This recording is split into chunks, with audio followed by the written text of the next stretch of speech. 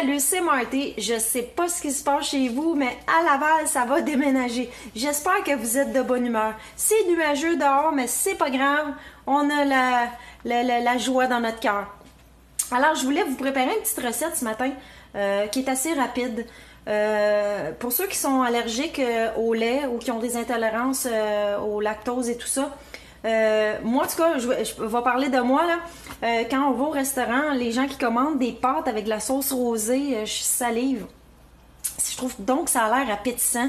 Alors, je vais vous concocter, en fait, la recette, elle est déjà faite, mais je vais vous nommer les ingrédients que vous pouvez mettre. Vous pouvez vous faire des pâtes à la sauce rosée, sans substance laitière, sans lait, sans matière grasse. Puis surtout, on sait que les sauces rosées, des fois, les chefs ou les cuisiniers dans les restaurants mettent de la crème.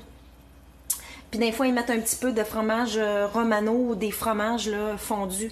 Alors, je vais vous donner une petite recette vite faite des pâtes à la sauce rosée. En fait, des pâtes avec des protéines. C'est des pâtes avec des pâtes de blanc d'œuf que vous pouvez retrouver à l'épicerie.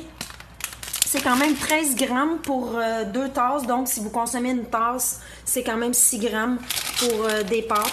Sont succulentes, sont très bonnes. Puis c'est fait à partir de blanc d'œuf. Alors, voici, c'est ça que ça a l'air, le paquet. Donc, vous pouvez faire votre sauce rosée avec... vous mettez un petit peu d'huile de coco dans votre poêle. Ensuite, vous pouvez mettre des champignons. Et oignons rouges ou oignons blancs, c'est comme vous voulez, là. Moi, j'adore les oignons rouges. Donc, c'est pas compliqué. Vous voulez faire des belles pâtes à sauce rosée sans produits laitiers. Du lait de coco et de la sauce tomate. Dans les deux ingrédients, il n'y a aucune substance laitière. Et vous pouvez agrémenter le tout avec des épices d'ache. Si vous trouvez que votre sauce elle est trop amère ou elle est trop tomateuse, vous pouvez rajouter un petit peu de sucre, de canne à sucre.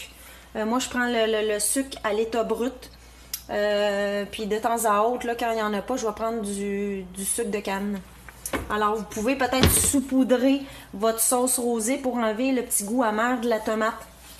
Alors, je vous suggère un sucre naturel. Voilà, fait que c'est les 3 ingrédients. L'huile de coco pour faire chauffer vos légumes, du lait de coco, puis de la sauce tomate. Vous mettez ça. J'ai utilisé sur 460 litres, j'ai utilisé la moitié et la moitié de la canne, ce qui fait 2 portions.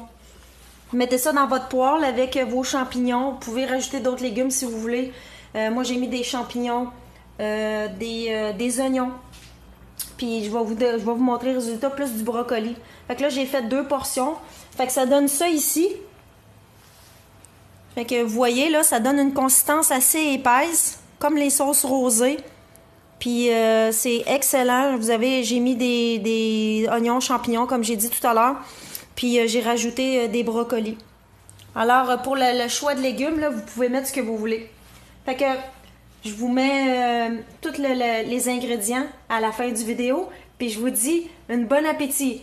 Puis comme dirait ma grand-mère, il y a toujours moyen de moyenner. Fait que même si vous êtes allergique au lait, vous pouvez quand même vous faire des belles pâtes à sauce rosée. Fait que je vous dis une prochaine, gardez la forme, puis n'oubliez pas là, c'est vous qui êtes les champions. Ciao!